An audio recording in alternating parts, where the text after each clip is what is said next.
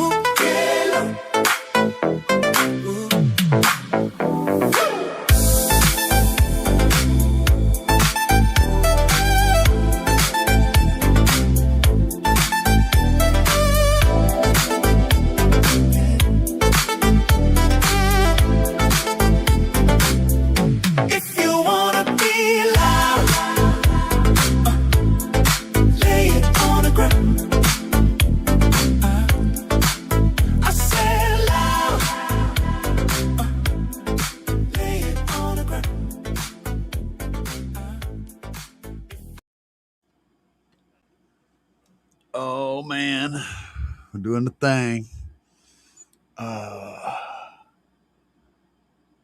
Pump up the volume a little bit, get a little bit more light.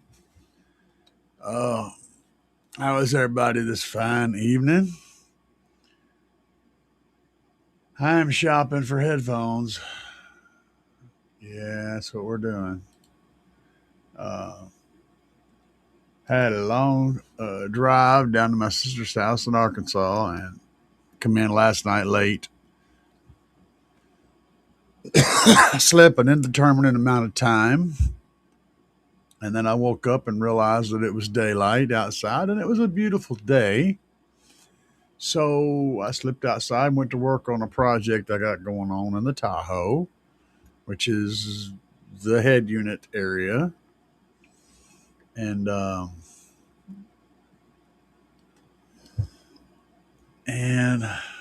I had a buddy come over today. He'd gotten a big old huge American-based subwoofer that weighs like 100 pounds and a box that was not made for such a subwoofer. We had to do a little bit of work on that. I didn't record it because my phone was dead. Told you the trip. I didn't charge it. All this stuff. We did that and goofed around and talked a bunch of crap. You know how car audio guys are. But all during the while, I was working on gluing up a project that I'm working on. There's a video going to be coming out pretty soon on this project, so you guys will get a kick out of it. What it boils down to, though, is my tablet and my Tahoe that I used for my music source has been acting weird this last season and really bad. It was not playing MP3s. It was not recognizing my pen drive. It was just doing all sorts of bizarre shit. So I was going to pull it out and use the head unit for a bit that was behind it. That's not an option. That thing was destroyed at some point from 24 hertz. So it was just deader than shit. Well, I took the head unit out of that bezel thing that goes on the dash. It was made to the head unit. Took it out and I'm redesigning the whole thing to run an Alpine ILX 207. One of my favorite head units ever.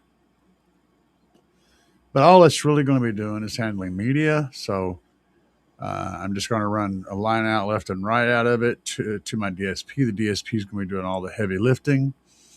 And the amplifier rack's going to be doing all the amplifying. So it's going to be a pretty basic install. But here's the cool part. So the head unit, the way I'm building and designing, hopefully this is going to work out because I'm talking about it now and you guys will be like, what happened to that thing? The system I'm using to install my head unit is made in such a way, if everything works out, that the head unit literally slides in and just stays in from friction fit, which means I can get in head units from different manufacturers and pull my head unit out, unplug it, plug in the new head unit, put it in, and do a really nice review on them because I'll have them installed in my Tahoe. If this works out, it's going to make head unit reviews a really cool thing and a full-on event. And if I find something that I like better than the ILX 207, maybe it'll stay in there. I don't know. But my setup is going to be restricted to two types of head units. Basically one type. Anything that has a chassis that's designed as a single DIN. So head units with that single DIN chassis and then a large screen will work. Head units that are simply single DIN will also work. I don't have a double DIN size hole, so that's going to limit that stuff. But, when we work with what we've got. But the system is going to be pretty cool, and I think we'll be able to get some really cool results. I saw somebody recommend a headphone. I'm going to show you guys what I'm looking at here real quick. Give me just a second. Give me just a darn second, and we will jump over here to the Amazon page. I've been through a whole lot of head units and a whole lot of headphones.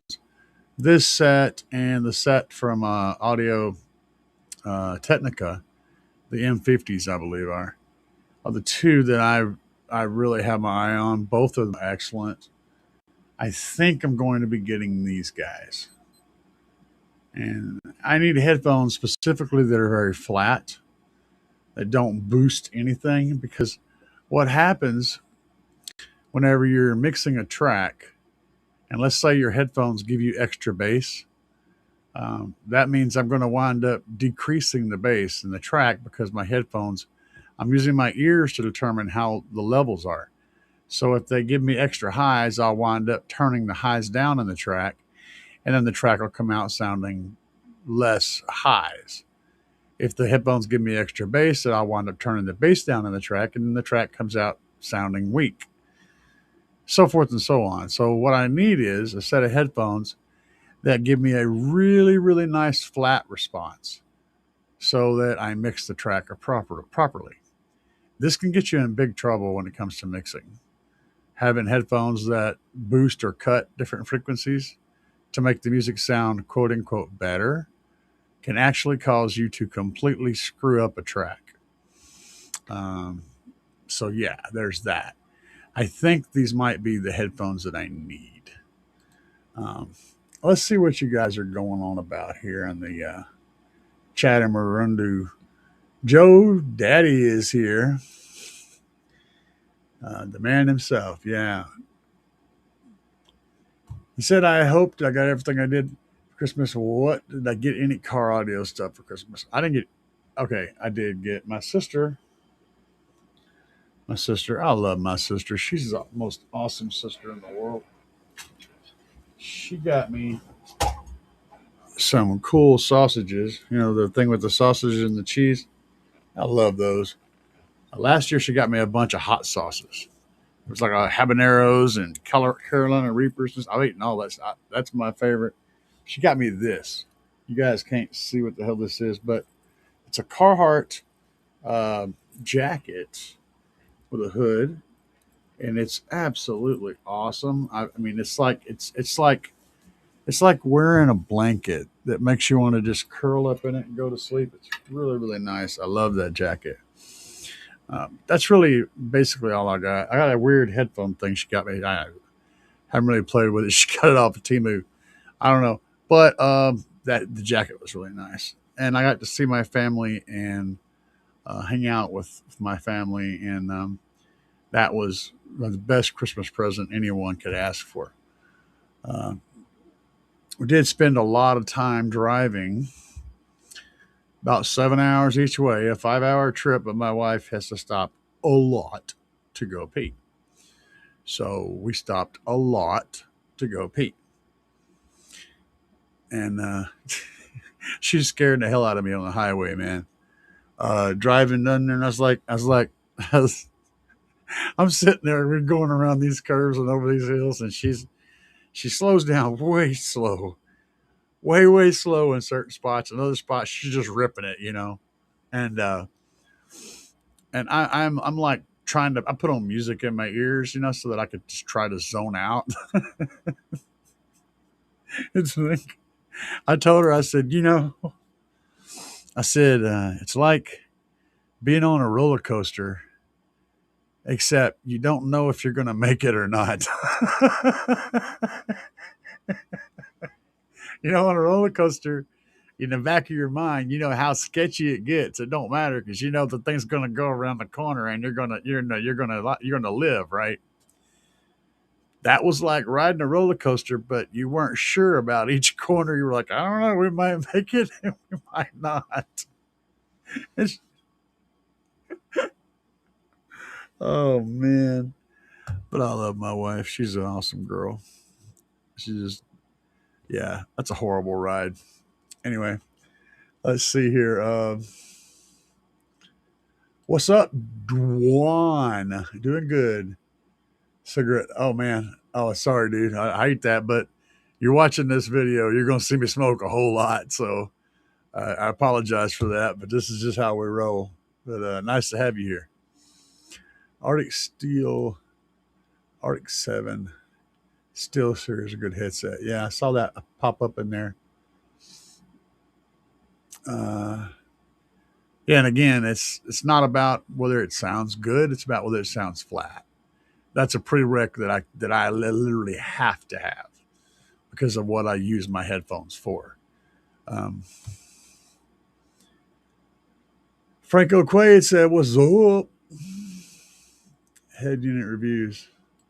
Yeah, I know, man. I have people send me head units. I've given them away a bunch. I do reviews, but the reviews are always kind of meh because I don't actually install them or anything. So having a way to install them and use them in my vehicle, I think that's a good plus. The only thing is I'll have to deal with backup camera stuff, and that's going to be kind of weird because I have a wall, but I mean I'll have to run. Maybe if they're all using the same plug, I can just kind of use the same camera. I don't know. That's kind of rude though to do that because the backup camera itself is a part of the equipment you're reviewing, and then I'd have to change that out, which is a huge, monstrous pain in the ass.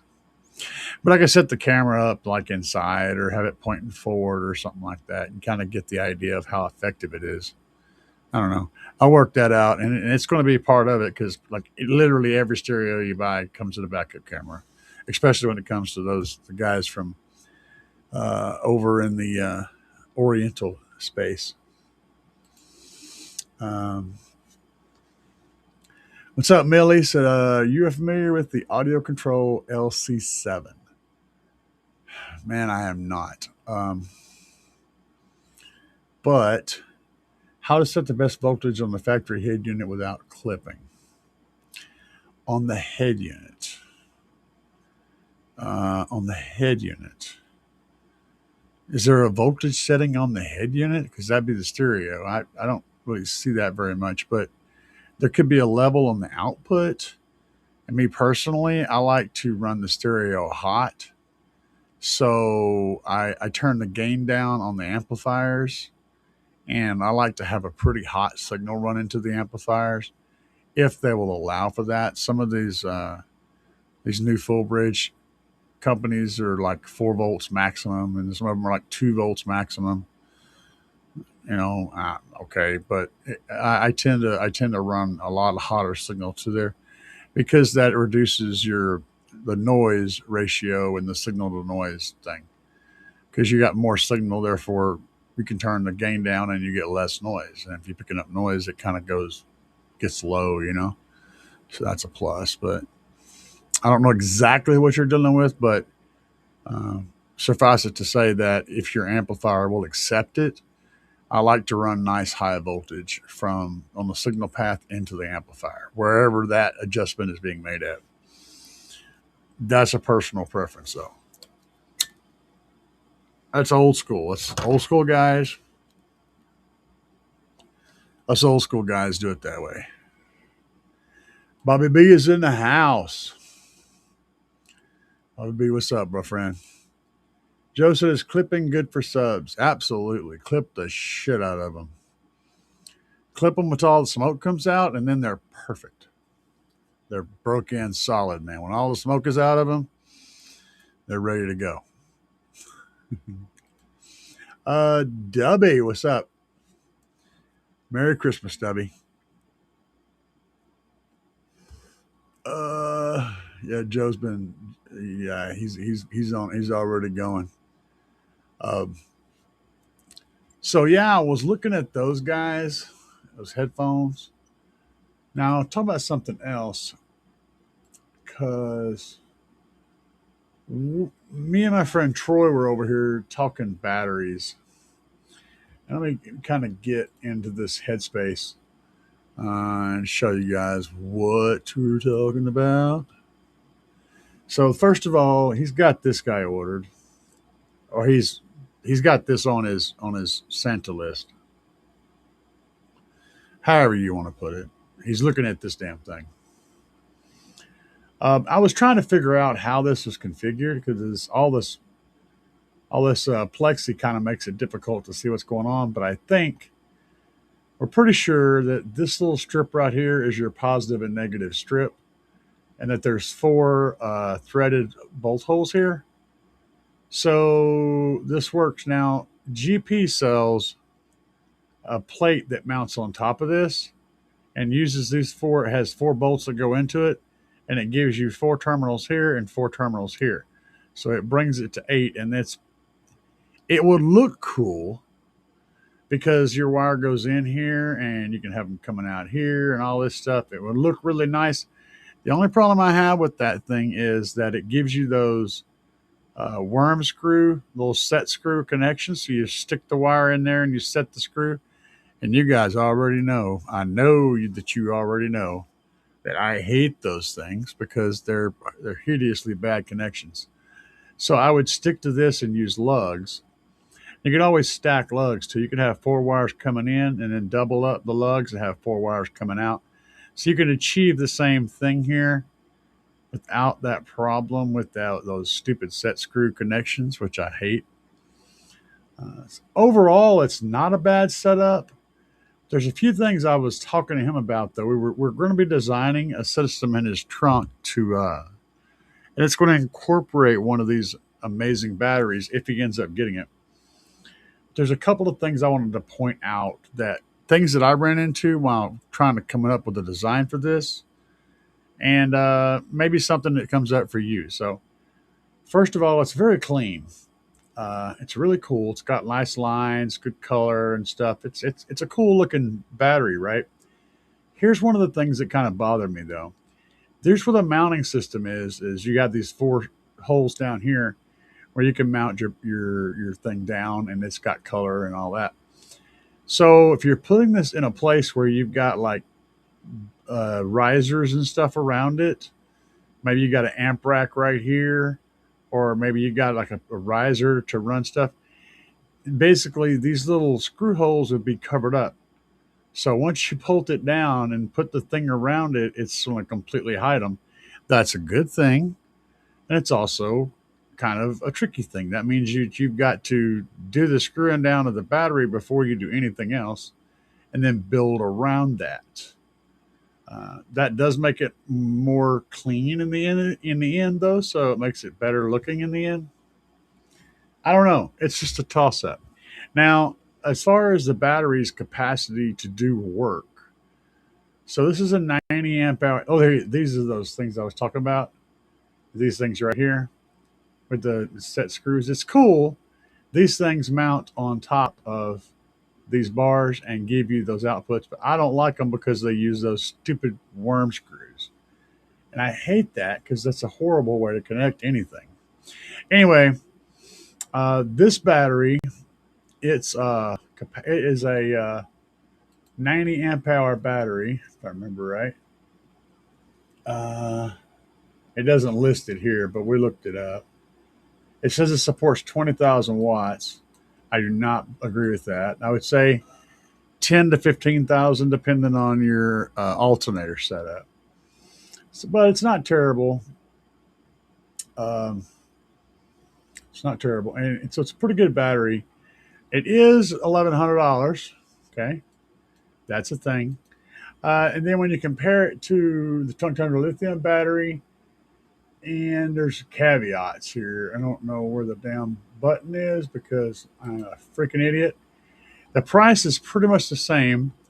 This battery, I think, is very similar in capacity and output, but I do think that the hardware inside this battery is better.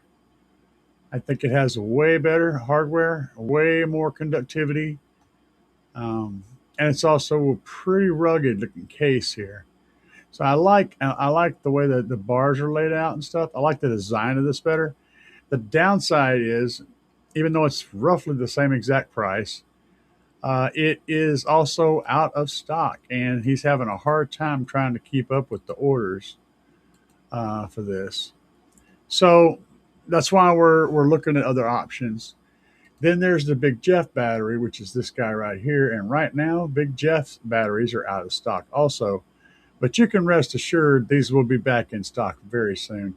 This is a 2 battery setup, I think. This is a 4 battery setup. These are good for about, they says 6,000 watts. I'm going to be honest with you. I think they're good for between 3 and 4,000 watts. So maybe a little more depending on your alternator again. So we're talking about a stock alternator. You'd probably be safe running 3,000 to 4,000 watts off of this battery, and you won't see any headlight dimming or anything. You try to run 5 or 6,000 off of it, I think you're going to start dipping just a little bit.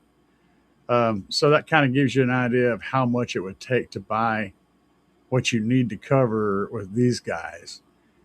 Um, and then there's the Titan 8, which I don't even know where. I had that pulled up earlier. Oh, there you go. There's the Titan. That's one of the Titan 8. There's several of them. These are okay. One of the things I like about the Titan 8 is this little connection thing. So you can like link them together and stuff. They're pre-set up to be able to link multiples of them together. But for the price and then overall performance rating, it's actually a kind of a step down because you're paying quite a bit more for the amount of power that you're getting. And this will just go down here and look at the ratings on this. So it's saying this maximum is 5,000 watts. And that again is, I think, a little bit exaggerated. But they do have, where is it at? Amp hours. This is a 10 amp hour battery. This thing may as well be a super cap because it has no storage at all. Um, and you're looking at 1500 amps. I think that is output. So, yeah, I mean, it'll put out some power and it'll take in some power, but it doesn't have much storage. These are good if you have space limitations and stuff. But again, it's a $600 battery that doesn't have hardly any storage. The 20 amp hour version of it is like a couple $100 more, and it's still just not a good purchase. But then, what was this? This over here, that's battery hookup. That's not what I wanted to show you though. Where are they at? And then these guys, right now, if you're not scared of these cells, um, these batteries, this might be the best buy out there. But I'm not entirely. These aren't the pouches. This is a CMAX battery, but it's a different style, and it's not a pouch, but it is being compressed by this block. So it's being compressed, which means that there are compression things happening here. So it's similar to the pouches, but it's definitely not the pouches. But you see the cells here inside? That's what I think I found um, over at where the hell was it I was at? Over at Jag, not Jag, but battery hookup, and I can't find it now. I'm looking at my tabs. What is that? That's not it. No, that is not it. Where was friggin' fiddle, friggin'? Anyway, there. I think these are the same cells that are in there. The Lev 60F. I think those are the same cells. Now these cells are not terribly bad to buy. A decent bank to put together a decent bank of these. You'd want to do like a 4S, 3P, or 12 cells. So you could pick up two boxes of these two 6 cell boxes. They're $22 a piece. So that's like 100 and I don't know, 130 or so a piece. So for the boxes, so like 260 for all the cells. And then if you've got a place for the bars and all the balancer and everything, you might be able to get something decent out of this. And it sets at around 12.8 volts, so it will rest right alongside your regular AGM battery. It shouldn't have to have any kind of isolator or anything. So this might be a good option. And these are prismatic, so I don't know. I'm not sure it's the same cell, but it looks very similar. But I do like the looks of these cells, regardless. Anyway, let's see if you guys are talking about life over here. I just kind of going through stuff. Uh, let's see here. Debbie, where are we at? Franco Quaid. Um, all right, so Millie J said, "Are you familiar with the audio control?" Yes. Okay, we already covered that. WWW. Are you being for real? Is that what you said? No, I'm not being for real, man. I'm messing with you. You know, I mean, you literally asked if it was good to clip a sub. No, it's not good to clip a sub. Um, it's never good to clip a sub. It's not going to blow it up, but you don't want to just continually, because you're going to create more heat by clipping. Clipping generates heat. Heat blows up subs. And if it doesn't ever get hot, then it's not a problem. But just saying. Uh, let's see. The X Max. Oh yeah, you big balling now. He says. No job though, just pimping all day. Let's see. Uh, what? Yeah, metal. We had to go through that before with that weird name. No, Jack 35. a little bit. And I have a tab over here open for Jag, and I showed you one, but I'm not terribly familiar. But yeah, um, for a beginner, um, sort of. I mean, is it better for a beginner? Sort of. But here's the problem with AGM: it's almost a waste of time. You know, uh, pick up a good LiPo 4 bank and put it inside your vehicle and run the power runs nice and short from the amp and the battery, and run your alternator back to that battery. Um, Make sure your voltage is where it should be charging wise. Do your homework and learn how to use them. Don't waste your money on an AGM because it's not going to do anything without a whole lot of them. And it's going to cost you a whole lot of money that you could actually spend much less and get a lithium bank and actually get done what you want to get done. You're going to wind up having to buy the lithium anyway. So then you'll be adding the cost of the AGM to the cost of that lithium. So is it easier? Yeah, but it doesn't actually do much. It takes a lot of lead acid batteries to get the throughput that you get from a lithium battery. It takes like 10 lead acid batteries to replace one small lithium battery. And it's not even nowhere near as heavy as a single one of those lead acid batteries. There's such a huge gap between the two.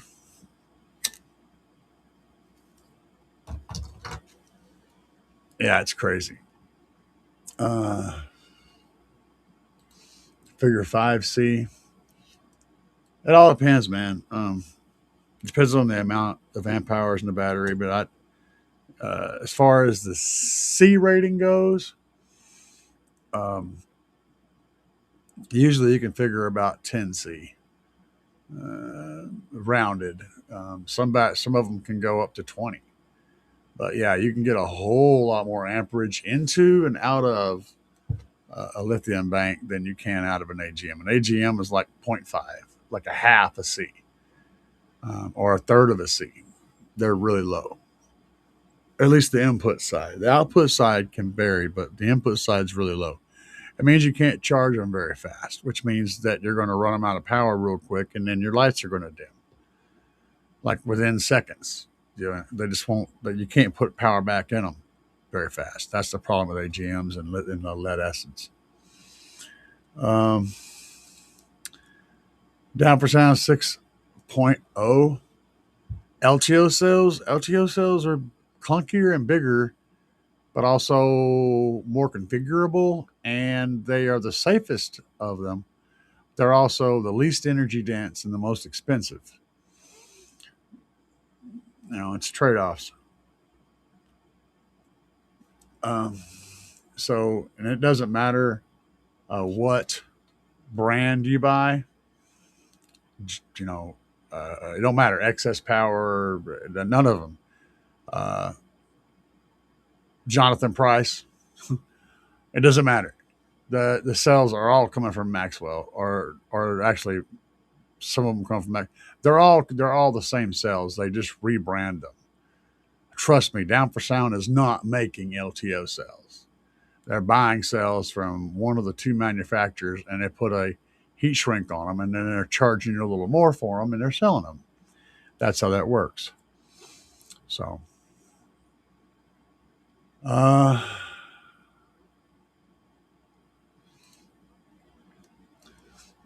14.8 is high enough charging for that CMAX. I think they top out at 14.6 or something. Let me go back and look. It gives a recommendation on it. I believe it was. Okay, no, they said they can be charged safely between 12 and 16 volts, which that in itself kind of bugs me because that's a large range for cells. And cells don't like to rest below their optimal voltage. These are not capacitors. These are cells. They have a specific small range that they can function in. And I'm trying to figure out how they're saying it's okay to charge them between 12 and 16 volts. Having said that, that's what they claim. I could be just a moron. It's very, very likely. Um, Also, their configuration is a 4S 5P. Now, pay attention to this, okay? Pay attention to this.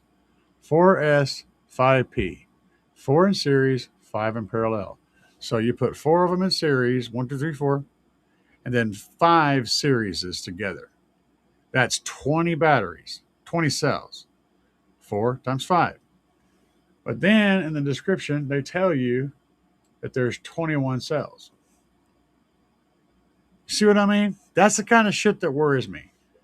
There can't be 21 cells if they're 4S5P. And then it says 14.8 volts here, 12 to 16 volts here. So it's like, when I see something like that, I'm like, well, what else is bad in this information? What other kind of typos are there? You know? So, yeah. I don't quite get it, man. I don't quite get it. Uh, but provided that whichever is going on here, provided that all that works out, is it a good battery? Good is a relative term. I think I've got 120 amp hours, according to this, of capacity.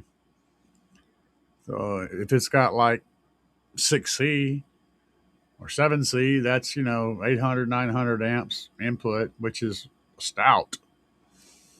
I just don't know if I trust the numbers, and I don't know about how well they handle thermal issues like being extremely cold.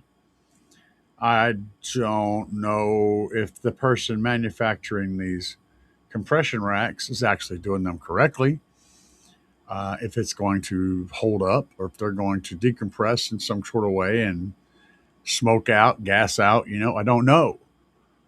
Um, I don't know what kind of warranty or nothing comes with them. So there's a whole lot of unknowns. Having said that, it's $300 for 120 amp hours with a balancer. And it's a crappy balancer. The basic one this is the Health Tech. You have to pay a little more for the Health Tech balancer, but they come with this thing right here. Very basic balancer. But it is a balancer, and the Health Tech balancer is like an extra 40 or $60 or whatever. Like like you got this thing right here, right? So if you go with the Health Tech, you just click that, and then you're paying $349. So it's an extra $50 for the Health Tech balancer. If you're going to buy this damn thing, select this option. Get the Health Tech balancer. Don't even think about not buying the Health Tech, unless you don't like your house. Anyway, I don't know. Just saying. I'm anal about certain things, and that would be one of them. Is AGM better? 14.8. The difference between Sundown M series and X series. I don't know. You have to look into them, each individual, and consider what you're doing and how you're doing it. And one of those subs may be better. Hopefully, come with the subs. Probably losing my mind. If I sound like an idiot, it's because I am an idiot. But consider what you're doing with the equipment and what it's best at. And that's going to be kind of your deciding factor. You might find that one subwoofer has a lower volume requirement, a lower box volume requirement. You may have a limited box volume, or one sub has a lower FS, can tend to play lows a little better. You may like lows. All these things are important. It's not so much which is the best, because the best is, what you think of as the best. It may not be what I think of as the best. I want to float hair, right? So I'm going for the most cone movement and the largest cone, and the most motor force and low frequencies and stuff like that. But whatever you're doing may require different things. So pay attention to the details and the specs of what these drivers do. If you don't understand how to interpret that information, then you need to continue to absorb and learn. Build a framework in your mind for how to put things and where to file certain information and how that makes up a thing. Um, that's just the truth. W said, I'm going AGM. Uh, Fast Chicken, what's up? Fast Chicken, the fastest chicken in the South. Got me going around cutting ribbons. I have a 320 Auto Tech. I'm just 320 Auto Tech. I'm just nervous about of the inexpensive lithium, and LTO is about a gram plus. I haven't put the alt in yet. Put the damn alt in, man. I mean, you ain't gonna hurt nothing. You're not gonna help nothing. That's the downside. So if you've got a water hose, right, and that water hose can only flow, 10 gallons a second, it just no more water can go through there and make it out the other end. It don't matter how big of a pump you put on the end of it, the water hose is only going to flow 10 gallons a second. And if the alternator puts out 400 amps, but your battery can only take in, 20 or 30 amps at a time, it's only going to take in 20 or 30 amps at a time. You've got to have a battery that can take in that amperage, or the alternator is just going to be going and not actually accomplishing anything, unfortunately. That said, most of the time the alternator that comes from the factory is going to have a fairly limited amount of output, and putting a bigger one in will probably help a little bit. But also putting a better battery in that can take in power will free up that other alternator and allow it to be able to give you all of its current. So either one of those two things is going to be an upgrade. If I'm upgrading one, though, I would typically recommend upgrading the battery first, because you're going to get more benefit from that than you will upgrading the alternator with a standard issue AGM battery. But it requires lithium. Welcome to base. This is just how this works, man. We lithium the shit and we roll. You know.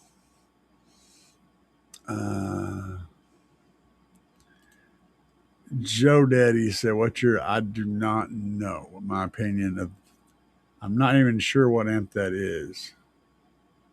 I'm sorry, but I don't have it in my head. Oh, wait a minute. I think I do. The AK-45. Yes, it's a complete piece of shit. That's what it is. Don't buy it. It's a piece of junk. I've got one in there on the shelf. I just reviewed it a while back. You had to think about it. I knew it sounded familiar. Yeah, it's a total piece of garbage, man.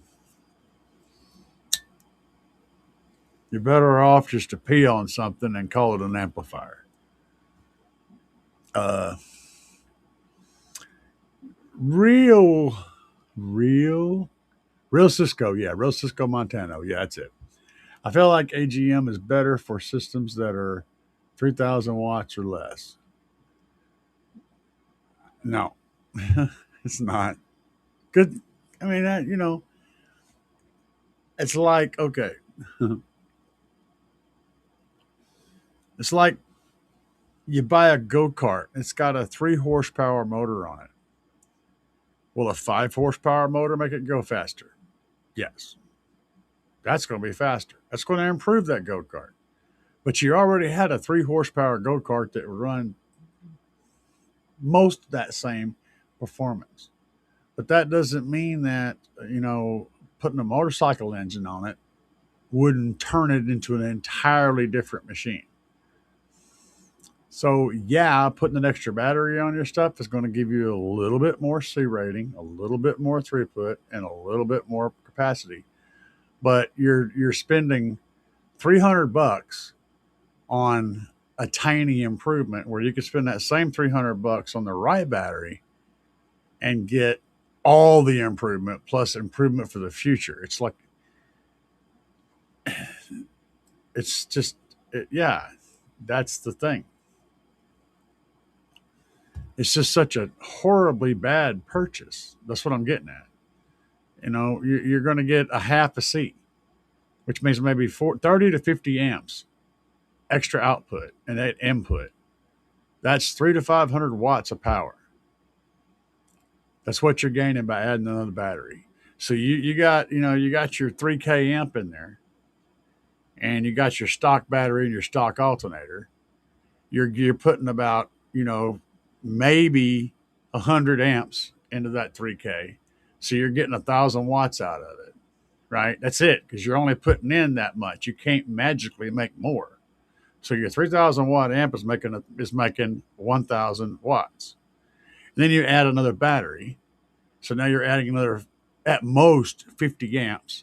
So now you move from 1,000 watts to 1,500 watts at the cost of what it would have took to get you the full 3,000 watts with reserve. That's what I'm saying. It's just a very financially broken thing to do. Kenter. Yes, Kenter amp. Now you're on the right path. I've had 4 different Kenters and they were all really good. Really good amps. They tend to work really well. The main thing you got to make sure you do when you're buying those amps is to make sure you've got enough amperage going into that little amplifier. If you've got like a 2 amp output power brick, you're not going to get much power out. But you can always change out the power brick. Try to get something that makes like 18 volts and kicks out like 5 or 10 amps, and you're going to get a lot of power out of that amplifier. So same thing as in car audio, it's just a smaller scale.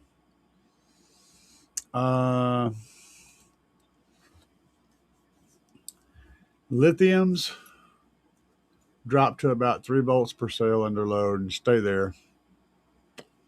Yeah, their plateau was like, bloop.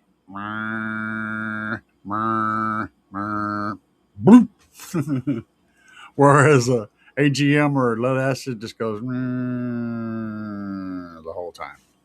The voltage falls really fast. Yeah, lithium is way better for car audio. Way better. Unban me? Unban my 360. Oh, yeah, I remember you. He's the Xbox guy. The guy that was doing sneaky headshots and running aimbots. It got banned. Yeah, I know. I remember. I'm just messing with you, man. Don't get mad. Chief 100 amp hour LiPo is only about $50 more than AGM. Yes, that's exactly what I've been saying. And it's a completely different device. Have you ever seen a 600 ounce ferrite motor?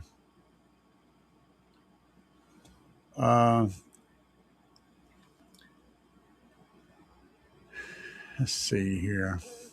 Have you ever seen a 600 ounce ferrite motor? Yes, I've handled one, and it was as big as the floorboard of a Ford Ranger pickup. It's like, yeah, it was huge. Um, how do I feel aside like the Destroyer GP? Destroyer? Anyway, how do you feel aside from SPL and sound? Well, here's the kicker, okay?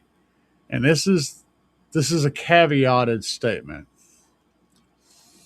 Any subwoofer that is designed specifically to make as much sound pressure as possible is sacrificing elements that make it sound good to get there. So as you push a sub as far as possible into that maximum bass, you're having to shave off little things that help it sound better, but also restrict the bass.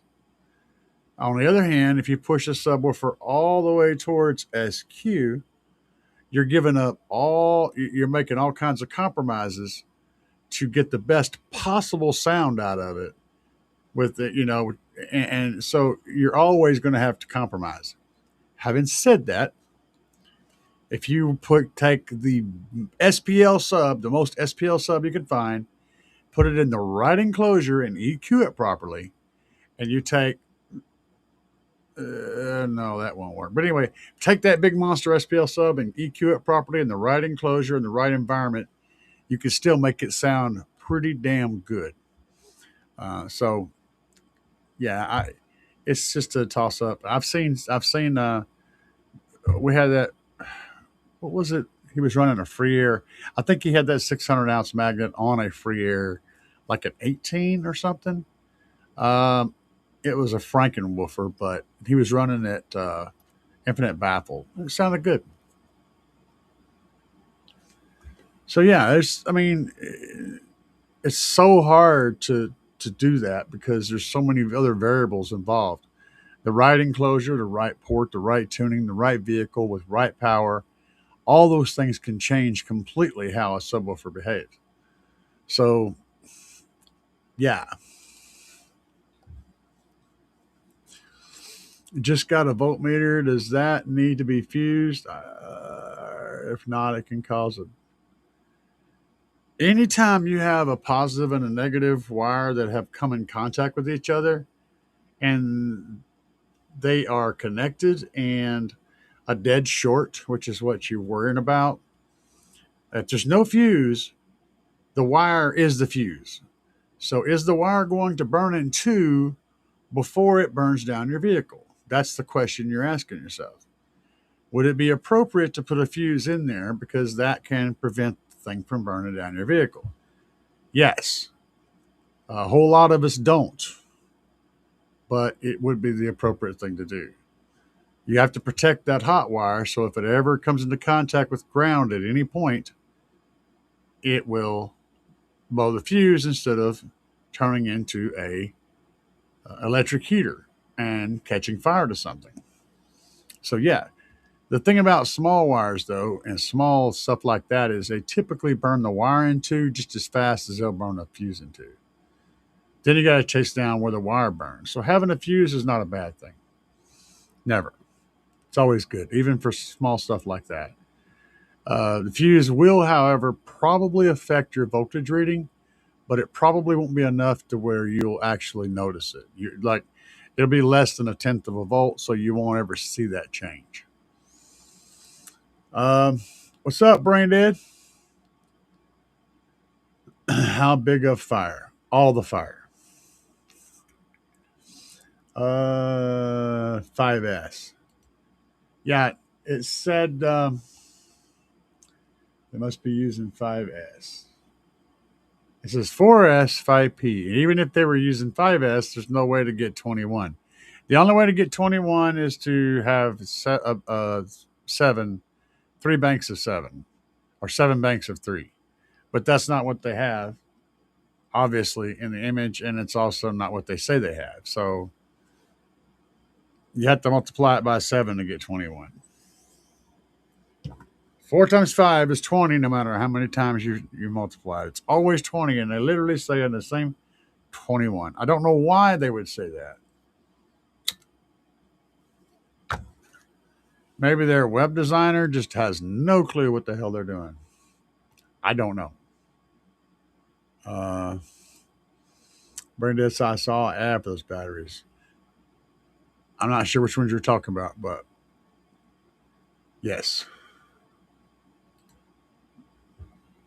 they have to mean 20 cells, and that's a typo. That's the only thing I can think of. But it's a pretty substantial typo, man. It's pretty substantial, and it's kind of important information. You know, it's like not just like misspelling the word China or something. It's literally the information that's really important, and it's not done as a text file. It's done as an image. So they created an image file with a misspelling of a very important word that they're trying to make sure you can see. That kind of just bothers me. Might be for the whole Ford C-Max battery pack. Again, it would not be an odd number unless it's a multiple of seven. It's not. And if you count the cells, there are 20 cells in the bank, not 21. Uh, mud to gold. That sounds fun. Let's do it. Can the B2 audio DSP be used as that LOC? Uh, my truck has factory Bose, and the RCAs are just tapped into the speaker wires. Can I run RCAs to the DSP, then to the amp to make sure you're getting a clean signal? I don't remember off the top of my head if it has high level input. Um,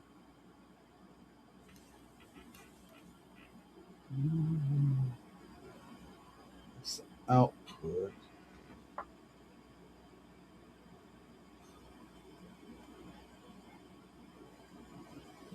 Uh, I don't know off the top of my head. Let me go look and see. Hang on a minute. We shall investigate. We shall be free. Have a little faith. Walk now. Shall be free. Mm. Oh, my buddy rolled up playing that ding a ding dong song. Who was that? Ding dong ding ding ding. How's it go? I can't think of it. It's I don't know. Anyway, hang on a minute. Ding a ding ding ding dong. Oh. I know I'm losing it. Ding dong, ding a ding ding ding dong, or something like that. Okay. Let's have a study. We'll go over to B2 and oh, that's a new one. What is that? What's going on there? 4 volts, 12 channels. Oh, that's a new one, guys. Look at that. That's got more channels. But we're talking about this one. The only difference between this one and this one is the color. So we'll just pick one here. We'll pick the first one. We'll have a look see because I can't remember for sure. So it's got the V2, the Bluetooth, maximum compact and durable, professional grade, 6 input, 10 output. Okay, yeah, we know all that.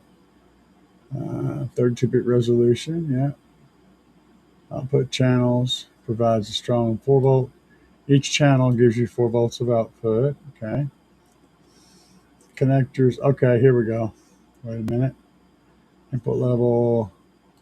That is 4. I think that's 4 volt on RMS. I could be wrong about that. I know it's a tough son of a bitch. My buddy's alternator thing got messed up the other day, and he was charging at 17 volts, and everything survived. The Slaps amps survived, and the B2 DSP survived. They did shut off. The amps did. The DSP did not, though. It stayed on, so it was significantly higher than this 15 volt DC that it actually says it can handle.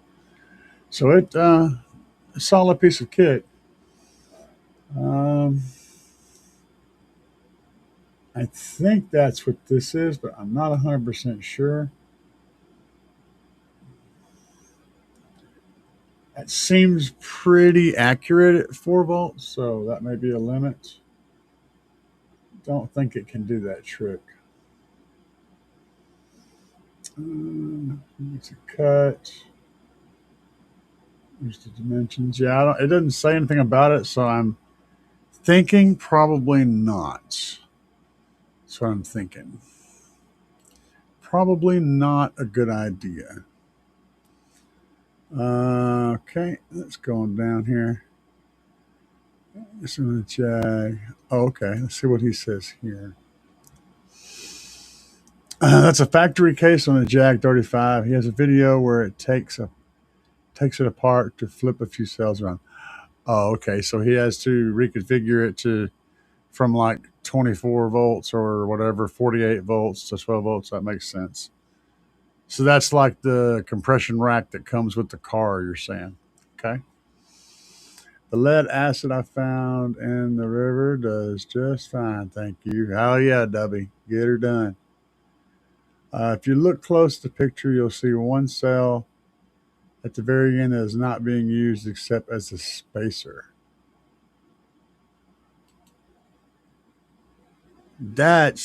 Wow, that's weird.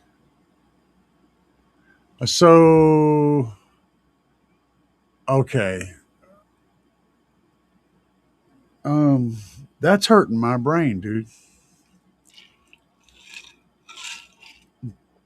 Uh, Interesting. I'll have to dig into that. I'm kind of getting, I'm kind of getting a vibe here that makes some sense in my head, but it's all messy and I'm going to have to look into it. But thank you for that. Uh, and he said, good catch. Interesting. Jay Shipes. Yep. Beers, man. Uh, that's a good point. Yeah. Nose batteries, he says. All right. So, John Smith Audio. What's up, man? Welcome to the show. When running, okay, let's start over. If your alternator has a regulator when running a second battery to the run, you should run a battery to battery. If no regulator, then runs from the alternator to back battery or do. Um, it doesn't matter. And electrically, it doesn't really matter. You can run from the alternator to the battery, or the alternator to another battery, and then to that battery. What changes is the current is always going to flow the path of least resistance. So if you've got two batteries hooked up to the same alternator, the alternator is feeding power wires run from the alternator to each battery. And if the batteries are the same and the wires length is the same and the conductive path is the same, they will share the same amount of power. If one, however, has 15-foot run and the other has a 2-foot run, the alternator is going to put power into that first battery until it's completely full. And then both of those are going to be trying to fill up the battery at the longer run. Just the way electricity works. Now, if you run power from the alternator to that one battery and then run from that battery back to the other one, you're going to have a similar problem. You're going to fill up the first battery first before it fills up the second one. It's like pouring water into a glass and having that glass run over into the next glass. That's just going to work. For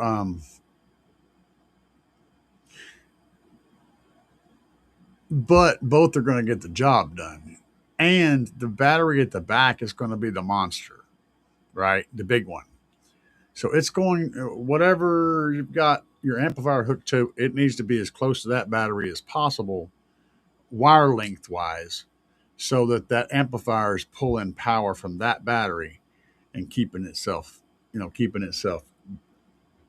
amplifying. Um, yeah. And the whole front, coming back on those power wires, and the grounds, of course, going through the body and whatever else you're using, that's going to be continually charging that big battery. It's going to be handling the work, and then the other guys are going to be steadily shoving coal into that fire, keeping that thing topped off between beats and between songs. Um, as far as the regulator goes, it doesn't have anything to do with it. The alternator regulator has to do with how much power, how much voltage the alternator is actually charging at. If you change the regulator, you can increase the voltage or decrease the voltage, which increases and decreases efficiency of the equipment, but it doesn't dictate where power goes and to what battery. Um, it's very complicated. And I don't entirely understand the question. You may be meaning something else that I'm not picking up on, but I did my best to give you the information around the question anyway, even if it wasn't a direct answer.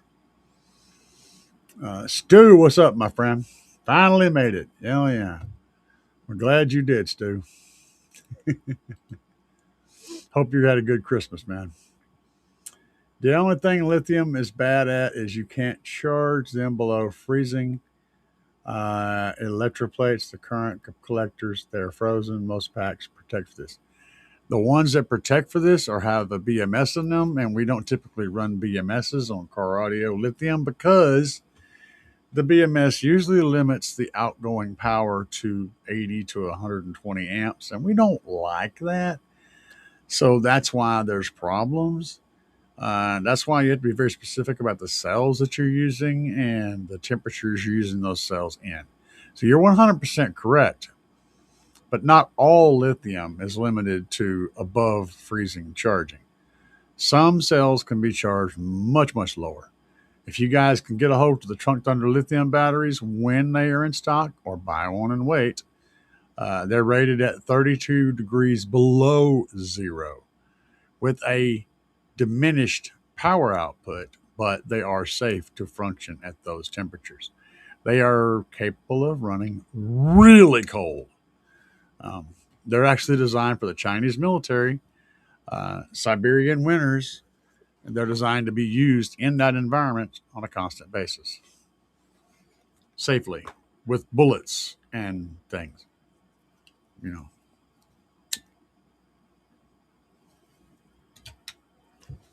I'd say they're pretty damn good sales.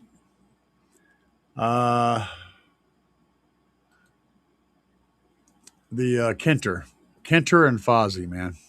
Those are the two name brands to look for. Yeah, W even agrees with me. Let's see here. Most Amazon. Random thought. How is the lifespan? About 100 to 1,000 times better than AGM. Yeah. AGM batteries typically have like a 300 to 500 cycle lifespan. Most lithium is way up in the thousands. So it's tremendously different. Um, yep. All that stuff. Yep. Trying to maintain battery daily. No thanks. Uh, good. Yes, sir. I bet the solid state lithium batteries will have a higher operating temperature range. It's a good question. Um, I'm what I'm looking for. Honestly, guys, what I'm looking for in the future is good sodium batteries, and I'm thinking that a sodium capacitor combo hybrid is going to be a really good setup. But they're also going to be kind of heavy and kind of bulky. But I think that in the future, next year or two maybe, sodium is going to be really, really big in car audio. That's my prediction. But I also think they're going to require caps to do a really good job because their current output is a little weird. And it's just a whole lot of stuff going on with sodium. But sodium is the thing we're going to be looking at. Sodium and also solid state batteries, which are going to be really, really, really expensive, but essentially really, really good as well. Hopefully, the price will come down on them when they get them tied down because they're going to be the shit. Solid state battery is essentially capacitor territory, but with actual storage. Freaking insane. Um, I hear sometimes with such a large motor, I can get away with less airspace. Yeah. Extreme compared to something like one sub needing force five. Motor force can absolutely overtake airspace problems. But it isn't just the motor, it's motor force and power. The more power you put on a sub, the more effective it is at moving and squishing the air. So if you have a small enclosure and you put much more power on the sub. You can make that sub behave like it's in a larger enclosure by sheer force. You can force it to behave. There's also the chance that you're going to destroy the cone or rip the spider apart or projectile shoot a freaking dust cap across the room. These things happen. But yes, you can do that. You're on the right trail with that. It also requires power, not just a motor. And the motor has to be strong, not just big. And everything else has to work to get the motor force up. And PA gets below freezing, lithium for a winter. The Glow Series 2 says it's good in freezing. If you trust them, go for it. Honestly, I can't bitch because right now, like I said, Trunk Thunder Lithium, Brandon cannot keep up with the orders. He's literally inundated. So yes, I've seen a lithium, but I've seen capacitors completely make tools disappear. Like pow, and there's nothing left. There's just molten slag stuck to the walls. Any large amount of power, even AGMs and lead acid, if you get enough of them together, will vaporize chunks of metal, completely make it go away instantly. So yeah, I have. I've seen a couple of sockets get vaporized, unfortunately. So yes. As far as that wrench thing goes, no, it's just a shit ton of power getting blasted into something in so fast that it literally instantly turns it into molten metal. But yeah, yeah, we picked up on it. I think just left in there so that the pack works. So in other words, he broke down the pack and whenever he switched up how it was configured, he ended up with an extra cell.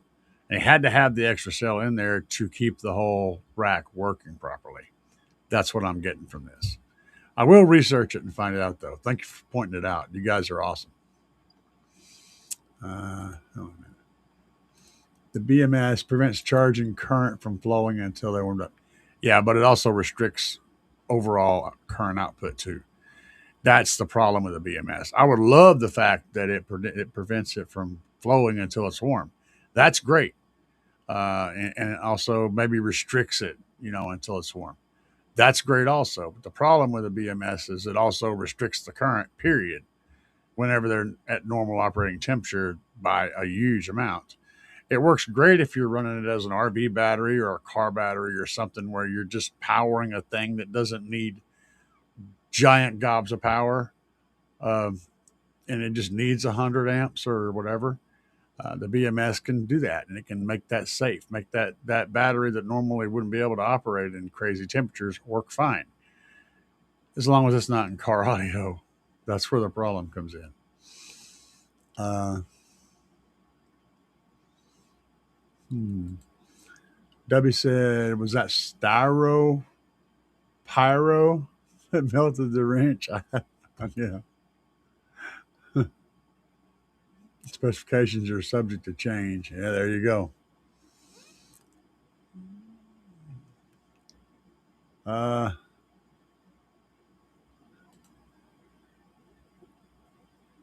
Springfield, Missouri, man. Uh, Whenever you show up in Springfield and during some kind of normal hours, and I'll absolutely meet up with you somewhere. You can hear it. Uh, let's see here. AGM Denali. Oh, wait, we're talking about a different thing. I can smoke a cig too. No, you don't. You don't need to do that. If I could quit, I'd have quit a long time ago. I'm too much of a freaking wimp to quit. Um,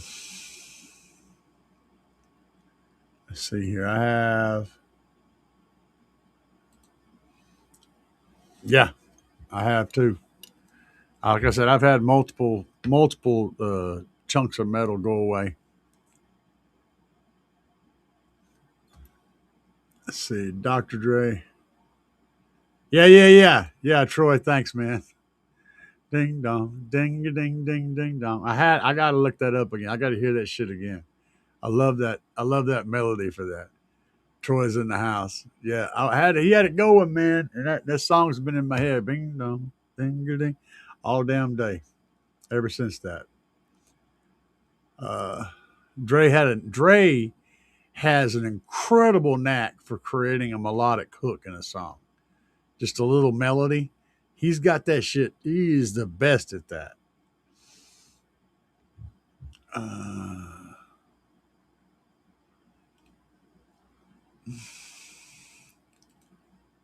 do I build boxes for vast or do I build larger? I usually build smaller than recommended size, just a little bit because it gives more control, and we're usually putting more power on them than they're rated for. So dropping that air volume a little bit will help to compensate for that and give you better cone control, especially when you start stretching down into that low part of the port tuning and playing lower than the port. Having a little bit less airspace can tend to make things tighten up and keep you from over excurting the sub. It's like whenever you increase the power significantly over what it's rated for, you also have to decrease the airspace to an extent because if not, you're going to overthrow the sub. You're going to slam the coil into stuff. That's a big problem.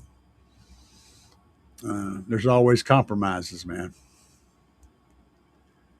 Yeah, thank you, Dubby. Dubby pointed it out. He's 13. He was 14 the first time, and then he was 13 the next time. Not really sure how old he is.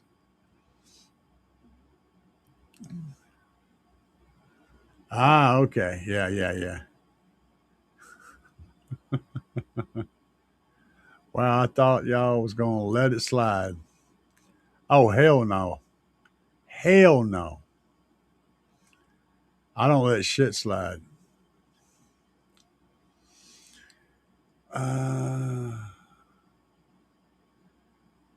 100 amp hour cells, probably 80 volts to 160 volt where it happened. Ooh, that's a lot of power. How do you feel about the new Dupont head units? I haven't heard one. I need to get one of those in and test it. That's my thing. I do need to find out. I need to get one in and test it. That's one of the things I'm building this stuff for. Um, and I'm just in the process.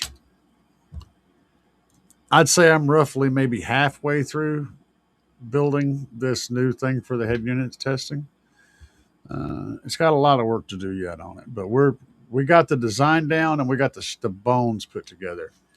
I've just got to do a bunch of reinforcements because it's going to have to take the stuff that the Tahoe does to everything, which is basically, you know, shake the hell out of it. So it's got to take all that and be reliable. And so it's going to take a lot of reinforcements to make sure it doesn't fall apart. Brain dead, 6450. Buy the batteries, test it out for us. The thing about me buying batteries to test them out is I have to put them in my Tahoe. And that means I have to reconfigure a whole bunch of crap. It's a huge pain in the ass. I don't have like a setup, like a table setup, a lab or something. And maybe when we finally do get our house and I get my shop, I'll set something up to run like a bunch of heaters, or something like that. And test batteries and amplifiers, big amplifiers, maybe. I don't know. It's a lot of equipment to do that. I could test batteries though. That's a little bit easier to round up. Shadow says, you said you would try looking at the best affordable way to listen to a system without having to have a motor running. Ever get a chance to look into that? Not a big system like you guys. Lots of batteries. Um, if I was going to build a camping vehicle, which would kind of be what you're talking about, something like that, where you can literally run the system for hours and hours and hours and hours, but not crazy loud. I would probably look into solar lithium because they do have charge controllers in them, and you're not trying to pull 900 amps out of a battery. You're wanting to pull 50 amps out of a battery for you know 30 or 40 hours or whatever. And solar lithium batteries would work pretty good for that. Also, uh, the batteries that you buy for the mobility scooters that are lithium. If you can find, because that's going to be a pretty good price point. If you can find uh, a good spot to get a bunch of those really cheap, that would be a great source of a lot of power. Well, a long term power, not you know a lot of power at one time, but a lot of distance, not a lot of speed, if you will. And you can usually find those relatively inexpensively because of just how many people want them. The prices are pretty competitive on them. So look into that. That would be a good choice, a good spot to check. Uh,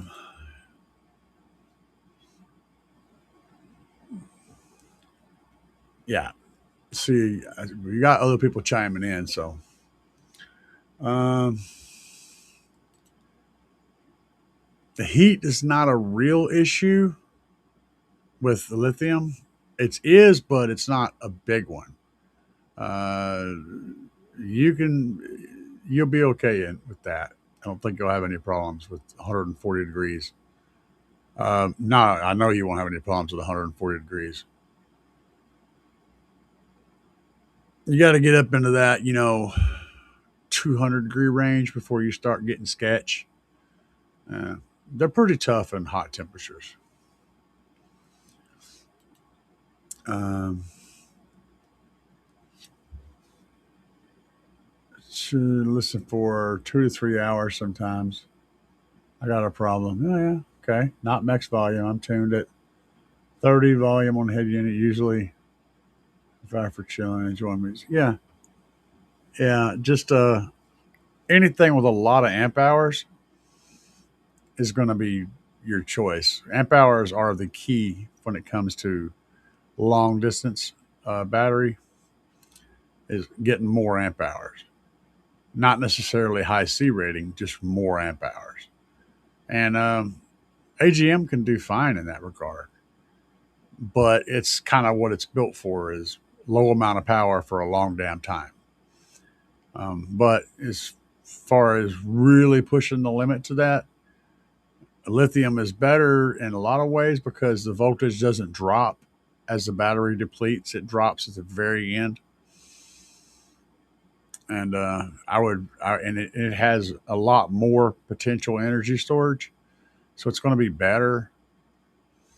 But you can just get one with a good BMS, maybe a couple of them or some small ones, and string them together. You can get what you're looking for. Uh, say a 100 amp hour battery can supply 100 amps for 1 hour. Yeah. Um, that's it. And if it's rated at 1C, it could take in 100 amps or put out 100 amps at one time. So that goes with any battery. Yeah. But it's really uh, not really an accurate way to measure. It does represent what the battery's capable of, but it's not realistic. Um, but it's that's how you measure it. That's what that measurement means. Uh, Shadow. Yeah, the trick, like I said, is getting lithium is going to give you 12 volts for 100 amp hours. So when it comes to AGMs, sure they'll give you the amps, but they're also going to be dropping voltage a lot. By the time you get part of the way through that 100 amp hours, you're going to be down to like 9 volts. So that's why AGMs suck, or any lead acid chemistry sucks. So the lithiums are going to hold in that 13-volt range till they're nearly dead, which is what you want when you're driving car audio. What I would think of is I'd run a pretty good sized lithium battery and then put an isolator on it, um, so that when you turn your key off, right, and you're just chilling, and you can run that battery past your key, so it keeps powering. But when you turn the key off, it hits that isolator and disconnects your starting battery from the system. That way, you're draining the crap out of that lithium. But even if you drained it all the way dead, your car would still start back up. And I think you'd have no problem doing that. But of course, the BMS might actually do that too. When the voltage drops to a certain point, that wouldn't help the starter battery though.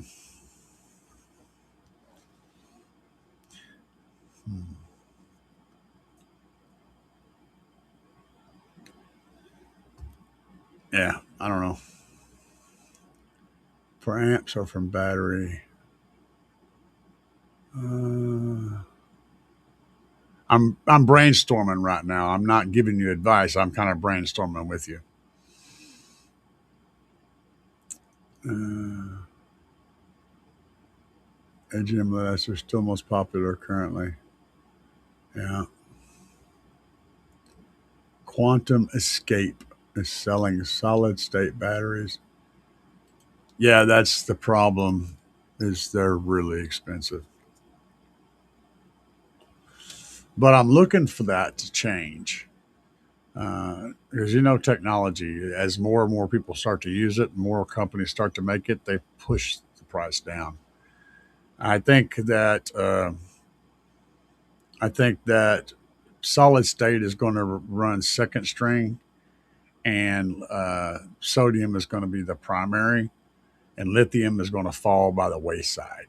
I think lithium is going to become so incredibly cheap that it's going to still sell quite a bit, but it's going to be so cheap because people are going to be trying to sell it and no one's going to be buying it. And they're going to keep dropping the prices. And lithium it'll be short lived. It's not going to stick around for a tremendous long time because it's such a pain in the ass to get out of the ground. And we're dealing with other countries and stuff, having to worry about, all these chains to pull things in, and anyone can stop the flow and then it goes away. I think the larger batteries are going to switch to sodium eventually. Lithium will be around running smart devices, small things, because it's really energy dense and it's lightweight and it's small, so it's good for phones and shit. But I think the bigger batteries are going to be mostly sodium, and then solid state is going to be there doing eventually going to replace the lithium. Whenever it gets popular enough, it's going to actually push the lithium out completely, and it'll die off because of the rare metals and all that crap.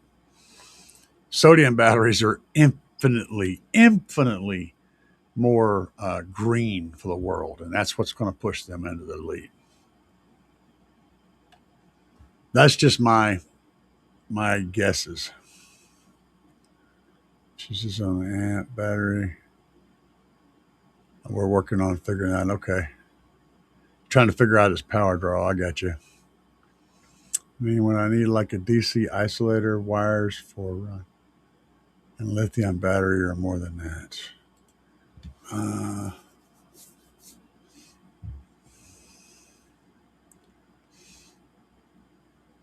I'm not sure. Who's hitting the emojis with Joe Daddy? Here you go, man. Joe Daddy. The isolator keeps the vehicle battery from going dead. That's the idea. Uh, so basically, whenever you turn the switch off, you'll disconnect the rest of your system from that battery. So that battery can be drained and drained and drained without pulling on your starting battery. You can take it down to as far as you want to go. Just watch the voltage and make sure it doesn't get, As soon as that voltage starts to really hammer, you know you about killed the battery. But if you got the right setup, a few hours at moderate volume is not hard to accomplish with a good amount of amp hours. I mean, I'll give you an example. It's kind of an extreme example, but this is examples I have. They're all extreme.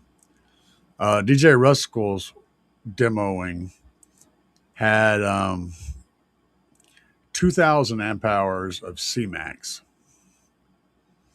And he demoed for like 3 or 4 hours off of just his battery bank. And he's loud as shit. So amp hours are a big deal. Of course, it took him hours to charge it back up with the alternators, with his 2 alternators running. But amp hours are everything. So the more amp hours you have, the longer you can pull power from something.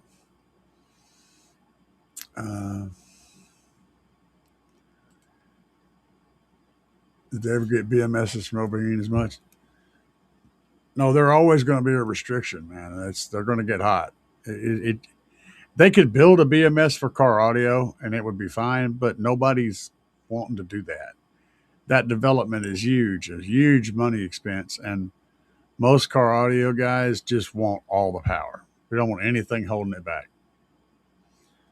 because we need more than what it's got, more than what it can give. So we just keep sucking it out of there until it explodes. That's kind of how we do things.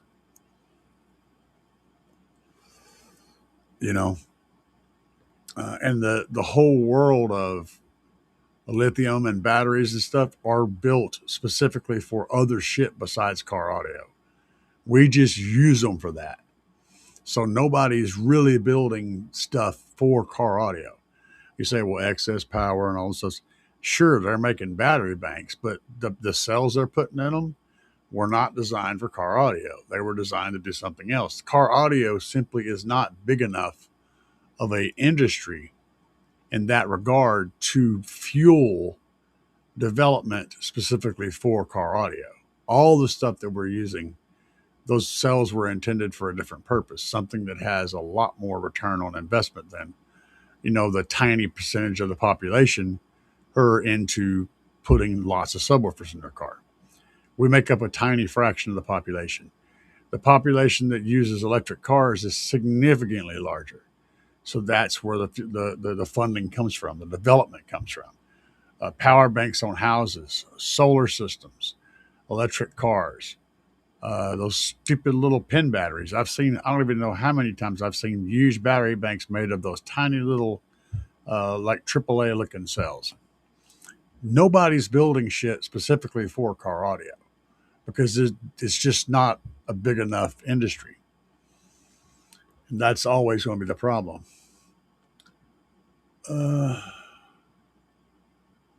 Wait, four more years to come visit. Got to get that driver's license first. But don't worry, Stu. He'll be 16 tomorrow, man. He'll be good.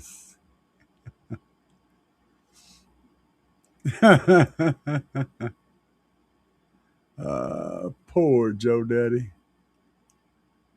Oh man, ring ding dong, ring a ding ding ding dong. Yeah, that's it. Now it's in your head, right? Everybody's got that shit in their head now. Ding dong, ding ding. Yeah. Keep the head ringing. It's in everybody's head, man. 4 years is too long. Corn nut. Oh no, corn nut. Hey, guess what?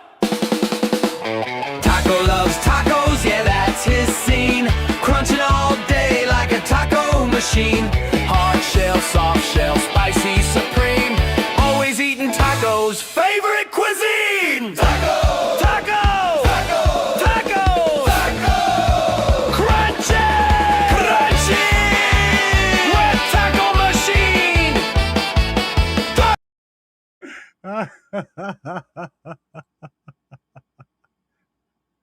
What's up, man? Money mouth face. Oh yeah, dude. What's up, corn nut? Thanks for the taco, brother. Oh man, 4 years. So Joe Daddy said, "Send in more money, more money." Hell yeah, baby. Uh, 4 years ain't that long when you're our age. No shit, dude. It's about 3 months. Our best local shop. Closing at the end of the year. Benchmark Audio. It's an auto sound owner's retiring. Oh, that sucks, bro. Unless you happen to be a competitor, then it's like, oh, well, we finally get a break. This guy's retiring. Now we can actually get customers. Yeah. I'm still 4'3". Damn, man. You're a midget. Little midget. Joe Daddy. Joe Daddy is a midget. uh, about 1 to 3 hours, he said, not hours and hours. For building a camper system, I'd be looking at the most efficient speakers I could find and optimize speaker placement. Fair. I agree with that. Add up the fuses on your amp. So he's trying to figure out what your amp load is so he can kind of give you an idea of what kind of battery you need to go for 3 hours.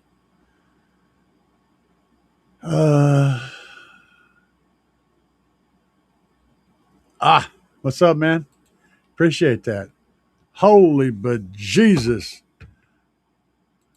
She, he got, he, oh, damn. Hey, guess what? Taco loves tacos, yeah, that's his scene. Crunching all day like a taco machine. Hard shell, soft shell, spicy, supreme.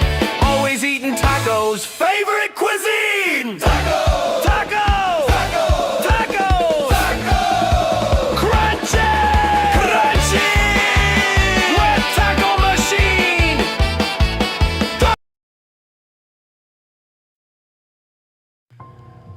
Welcome to the Holy demo. shit, guys. Please enjoy your stay. That's if you want a really insane. good video, lean over there and put your head right in that window right beside you. Let's do it, baby. Throw it in park as I open the door. Baby, you wait in the truck. Old photographs scattered. You get the on werewolf, ground. man. Take a breath and my mind gets stuck. I can hear the screams, I can hear it all. Is it all just in my head? This whiskey bottle is keeping me sane, but I'm stuck in the past that night in the rain. Flashing in the headlights, eyes like a forest fire, running out through the woods. Screaming through the treetops, crashing through the mountains. This guy is up to no good. My blood ran cold as my lights caught a flash of something out across the plains. I stood there staring at a blood-soaked human covered with fur in the rain. The night the werewolf came. The night he went insane. Bloodshed in the rain on the night the werewolf came. The night he went insane. Bloodshed in the rain on the night the werewolf came. The crowd gathered round. Holy shit, dude. Merry Christmas to you too, man. Thank you very much. You guys are awesome. Wow. I don't get a whole lot of ducks, man. Tacos, ducks. And I appreciate it when I do.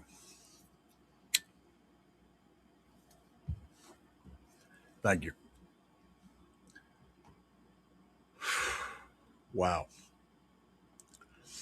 Let's see.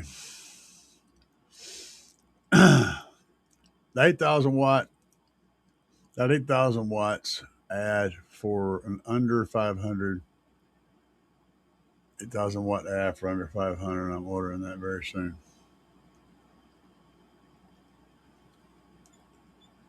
Sweet.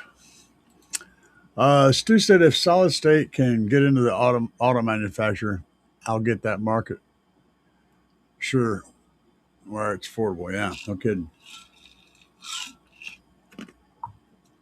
Solid State is going to be, like I said, I think eventually Solid State is going to take over the small devices,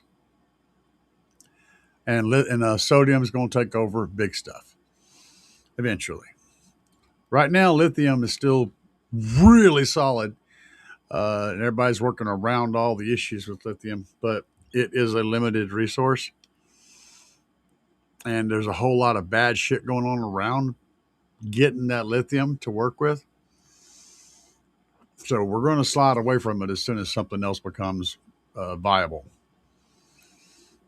That's what I'm thinking. Cobalt's expensive too. Yeah.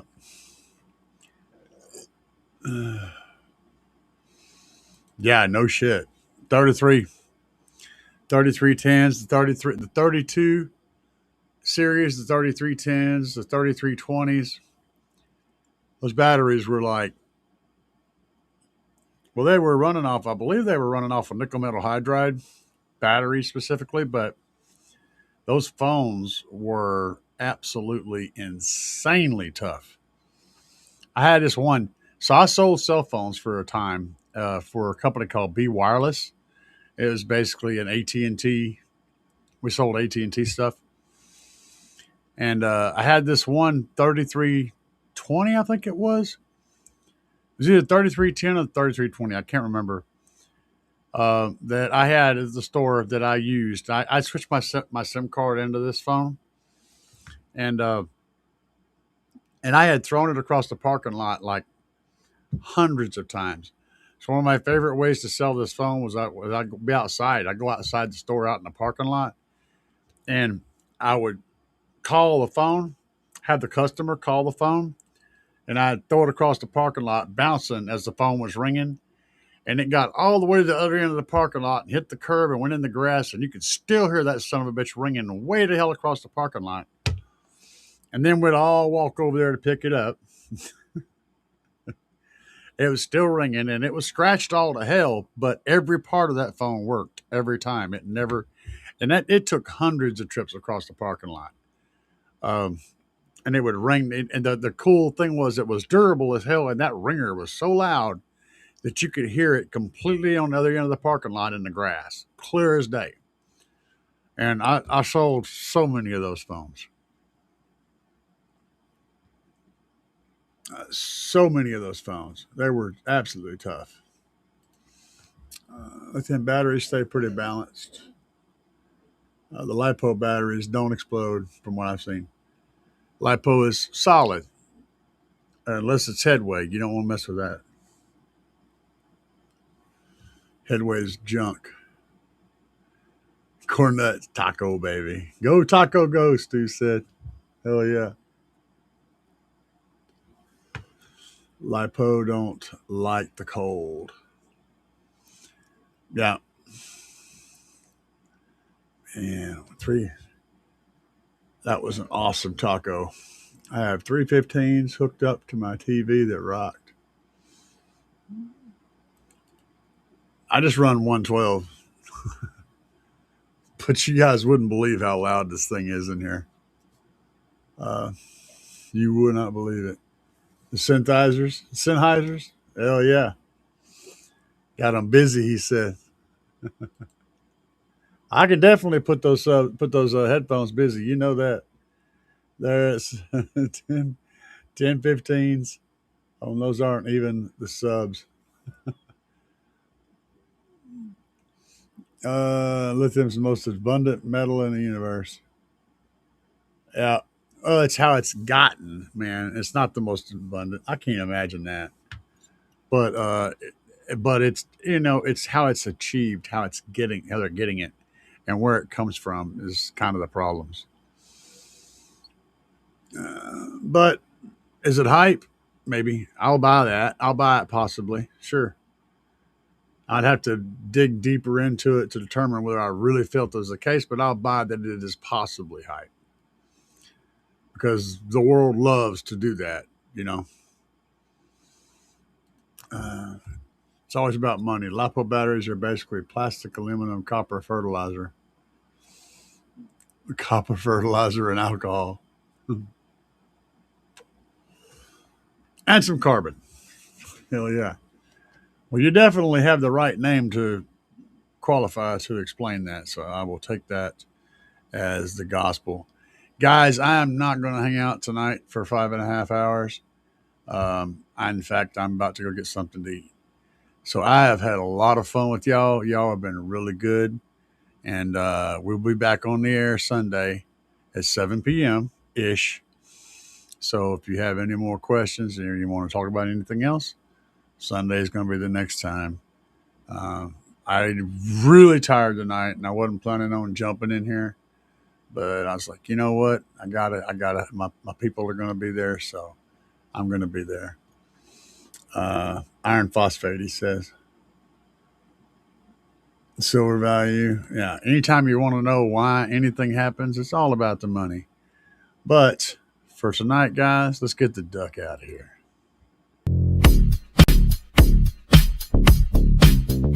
Yeah. Yeah.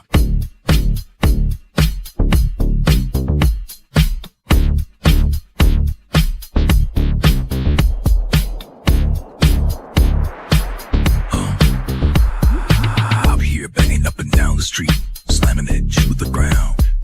Big subwoofers are getting loud. You can feel the booming sound. Getting ready to go. Got it shined up for the show. Hours charging, amps are amping. Gonna let the woofers blow.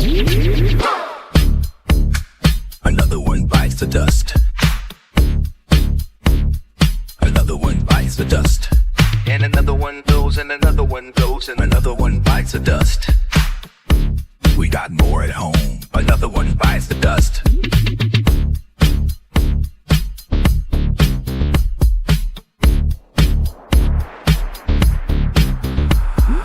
Fires are glowing and the amps smoking. Subs are cherry red. Let me keep jamming, gotta keep the bass slamming. Gonna go hard till they're dead. Full power, gotta let it go. 20 hertz in the floating air. Sparks are flying, voice cords are frying, and the smoke is in the air. Another one bites the dust. Another one bites the dust. And another one goes, and another one goes, and another one bites the dust. Hey, we got more at home. Another one bites the dust.